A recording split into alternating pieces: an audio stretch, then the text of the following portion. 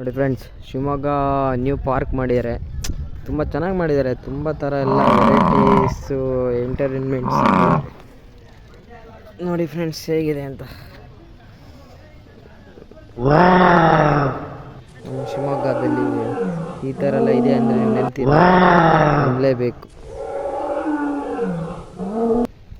ನೋಡಿ ಇಲ್ಲಿ ಇನ್ನೊಂದು ಥರದ್ದು ಏನೋ ಒಂದಿದೆ. ತುಂಬ ಚೆನ್ನಾಗಿ ಮಾಡಿದ್ದಾರೆ ಪಾರ್ಕ್ ಎಲ್ಲ. ಈಗ ನೋಡಿ ಫ್ರೆಂಡ್ಸ್ ಏನಂತೇಳಿ, ಭೀಮಾ ನೋಡಿ ಫ್ರೆಂಡ್ಸ್ ಇವಾಗಲೂ ತುಂಬ ಚೆನ್ನಾಗಿದೆ. ಒಳ್ಳೆ ಗಾಳಿ ಇದೆ. ಏನೋ ಒಂಥರ ಫುಲ್ಲು ಫೀಲಿಂಗೇ ಚೇಂಜ್ ಹೇಗಿದೆ ಅಂತ.